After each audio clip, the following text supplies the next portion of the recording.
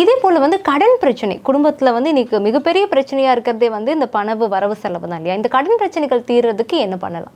என்னை பொறுத்தவரையும் கடன் பிரச்சனை உலகத்தில் எல்லாமே நிறைய இருக்குது. கடன் வந்து வாங்க வாங்க தான் நமக்கு கடன் பிரச்சனை அதிகரிக்குது. நிறைய பேர் என்ன பண்ணுறாங்கன்னா, ஃபஸ்ட்டு வந்து மன தைரியம் வந்து என்ன பண்ணுறாங்கன்னா, விட்றா ஒரு 10,000 கடன் வாங்கிடலாம் இப்போ ஒரு 10,000 வாங்குவாங்க. அந்த 10,000 வாங்கிட்டு என்ன 10,000 காலியாக வரையும் வேலைக்கு போகிறதில்ல.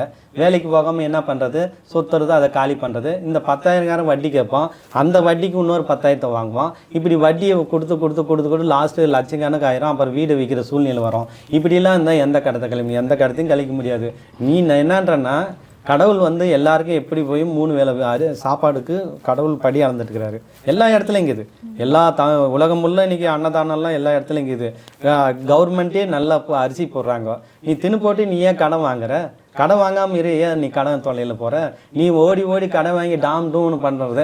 அப்புறம் என்ன பண்ணுறது, பக்கத்து வீட்டுக்காரன் நல்ல கார் வாங்கிட்டான், பங்களா வாங்கிட்டான், வீடு நல்ல ஹோன்னு கேட்டான், நாம் அதோட டபுள் மடங்கு கட்டணும். இந்த மாதிரியெல்லாம் நிறைய பேருக்கு ஆசை வந்தது. இதெல்லாம் வாங்கி கடன் வாங்கி அதை பண்ணி இதை பண்ணி கட்டிடுறது. லாஸ்ட்டு உக்காந்து முழிக்கிறது, பேக்னு முழிக்கிறது.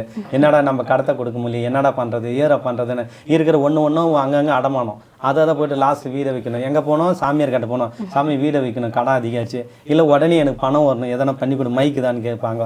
உடனே உனக்கு வரேன், நான் மை கொடுத்தா நான் ஒன்றும் வேலைக்கு வேலைக்கு போனால் தான் பணம் வரும். நீ மையை வச்சாலையும் வரப்போகிறதில்ல.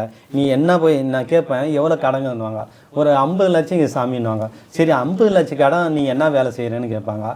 சாமி கூலி வேலை தான் செய்கிறேன்னு. ஒரு நாளைக்கு எவ்வளோ சம்பாதிக்கிறேன்? 1000 ரூபாய் சம்பாதிக்கிறேன். நீ 1000 ரூபாய் சம்பாதிச்சா 50 லட்சத்தை என்றைக்காவது கழிக்க முடியுமா? எப்போத்துக்கும் முடியாது. ஜென்மத்துக்கே உன்னால் கடன் கழிக்க முடியாது, போயான்னுவேன். ஏன் சாமி இப்படி சொல்கிறேன்னு, ஒன்று அளவுக்கு மீறி வருமானம் வந்து அதிலேருந்து நீ சம்பாதிச்சு இது பண்ணால் கூட பரவாயில்ல. நீ 1000 ரூபாய் சம்பாதிச்சு வட்டியை கட்டிப்பியா? நீ வீட்டை பார்ப்பியா? எப்படி கடத்தை கழிப்பா? என் கடத்தை கழிக்கவே முடியாது. இப்படி சொன்னால் என்ன இந்த சாமியார் இப்படி தட்டுறாரு என்னன்னுவாங்க. என்னை பொறுத்தவரையும் கடத்தை அப்படி கழிக்க முடியாது. ஒன்று அப்படி பண்ணனா, ஏதாவது ஒரு நல்ல இடத்துல கொஞ்சம் கொஞ்சமாக சீட்டு போட்டு அதை எடுத்து கொடுத்து அதுக்கப்புறம் தான் அந்த கடத்தை கழிக்க முடியும். இல்லைன்னா போய் பாருங்கள், கடன் வந்து வாங்க நமக்கு என்ன ஆகுன்னா வாங்கினே இருக்க சொல்லும்.